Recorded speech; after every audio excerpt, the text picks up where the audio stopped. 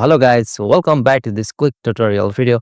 Today I will show you that how you can hide your comment on Facebook from your friend. So let's get started. So first of all, you will have to open your Facebook account and simply hereby you will have to go for the your profile section. So simply click on your profile icon and here you have to choose the post or picture whom you want to hide your comment. So in my case, I want to hide comments on this post. So simply I'm going to the comment section and now I want to hide the first comment of my post. So simply for that, you have to long press at the comment whom you want to hide. So simply hold that comment and here you get the option like hide comment. So simply you have to click on this hide comment.